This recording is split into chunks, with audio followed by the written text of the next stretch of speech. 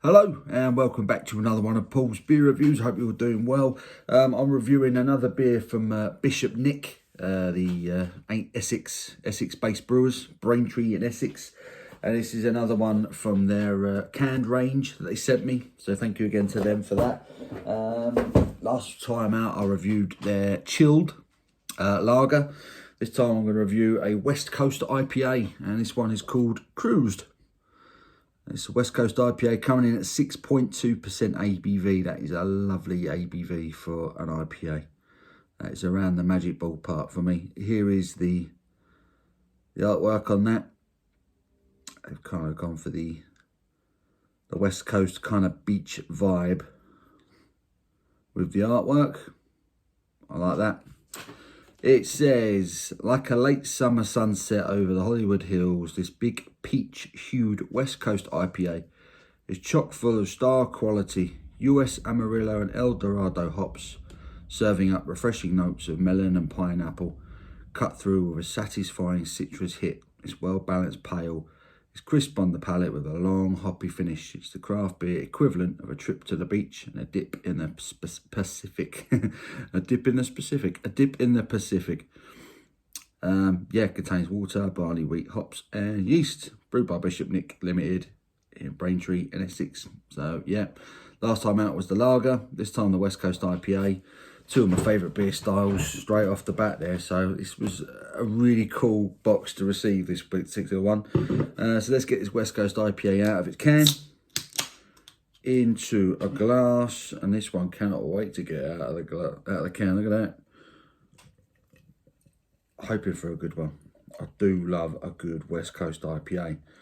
I want it to be fruity, citrusy, maybe a bit of tropical fruit. I want it to be bitter. I want it to be a bit of pininess. And I want it to be balanced. That's the key. In the glass, it looks like it's going to be a good West Coast IPA. It's got a lovely, slightly dark orange amber colour to it with a solid one finger, slightly creamy looking head, which is going nowhere. If you watched the lager review that I did last time out, there's obviously a pattern with these Bishop Nick beers. They really hold on to their head. That's going nowhere. That is in no mood to disappear anywhere. Gentle carbonation. Can't really see it, but you can hear it. But yeah, it's a beautiful colour. I just got a whiff of the aroma for a second there. Oh, wow. Okay. Yeah, I'm going to get my snout in and get a proper aroma on this now. It mentioned peach on the can. Straight off the bat, I'm getting peach. That smells so hoppy.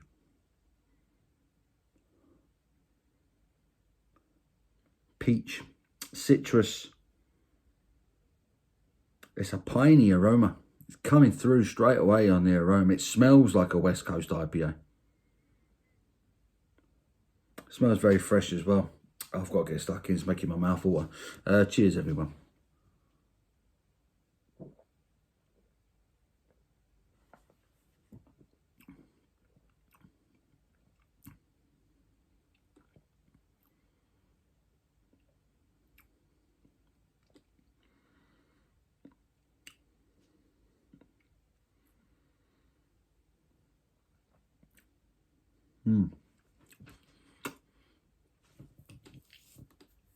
I was waiting for the bitterness. I was waiting for a big bitter hit at the end. But it's there, but it's not a concentrated bitter finish. Sometimes with West Coast IPAs, you get the fruit, you get the tropical flavours, you get the citrus, you get that little bit of pininess, and then you're waiting for a big bitter kick at the end. And this one never quite comes. It's not a massively bitter finish. There's bitterness there that lingers. So tasting the taste that's been left in my palate. Generally, it's bitter, it's citrusy. There's definitely a peachy flavour going on with it. It's quite soft on the mouthfeel.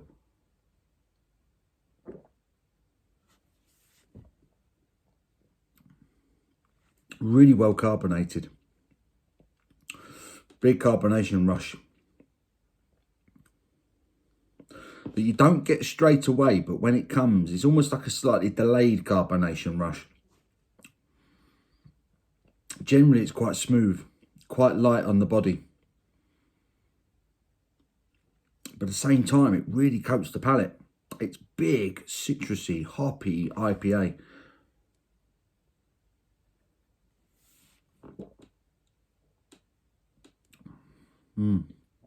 There is definite peach. Peach, lemony, lime, really citrusy, with the softness and the slight sweetness of a peach flavour. Pininess coming through. All kind of coats the side of the tongue. The side of my tongue right now is definitely getting that sort of combination of piney and bitter. It's good. It's very good.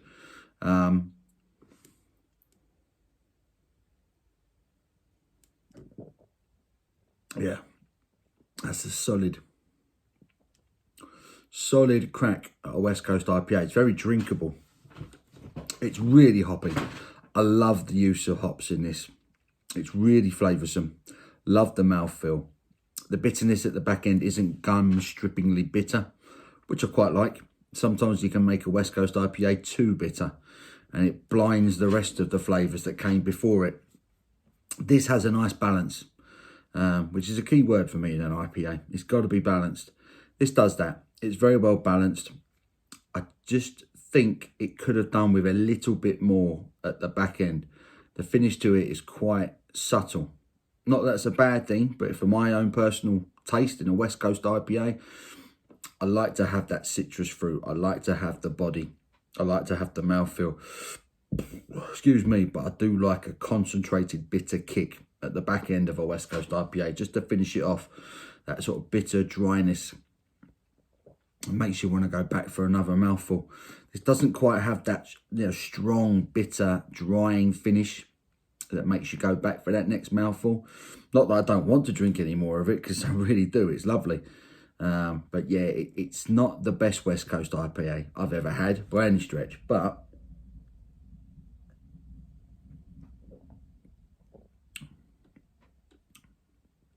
it's very, very good. Very good. You can tell it's quite a big beer. I am getting a considerable amount of ABV on the flavour. You can tell it's quite boozy. Whether or not it's a 6.2, I think it's more of a 5.5, the way it's drinking. You can tell it's safe. It's 5% plus, definitely. Tell it's a big one. I love, again, the brewing quality. Lacing on the glass. I'm well impressed. I am well impressed. I get sent beers by breweries a bit more often these days, and if this video goes out on YouTube, it means basically I'm a fan. It means I like it. I've had breweries send me beers that frankly have been awful, and I've contacted them and told them that I thought the beer was awful, and I didn't think it was very productive of me to record a video and then put it onto YouTube. Does no one any good. It doesn't do the brewery any good. It doesn't do me any good. It's just, I would rather give the brewery that information and say, look, I didn't like it. This is why I didn't like it. And liaise with them. And I've done it with quite a few breweries now. But if you're seeing these videos, it basically means I'm a fan of the beer. I'm enjoying the beer. And this is 2 from 2 now from Bishop Nick, I say, who again kindly sent me this box of beer. This is a cracking West Coast IPA. It is really, really good.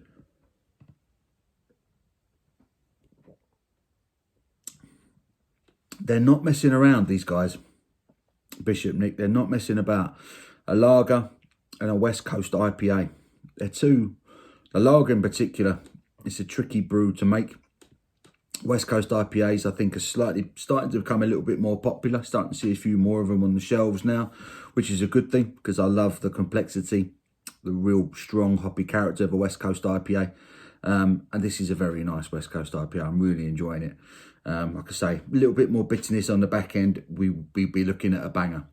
As it is, I could quite comfortably say this is just a very good West Coast IPA. Cruz'd by Bishop Nick. another good one. I'm going to give that a solid 7.5 out of 10.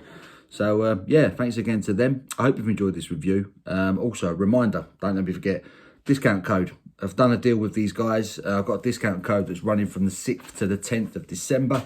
You can get 10% off your order on their website. Just put in the discount code Let's Get Stuck In, all in capitals. Get 10% off your order. If you've had any of these guys' beers, or if you're intending on reviewing them, please leave a comment below. Let me know what you think of the beers. I'd be interested to hear. Until my next one, guys, you take care of yourselves.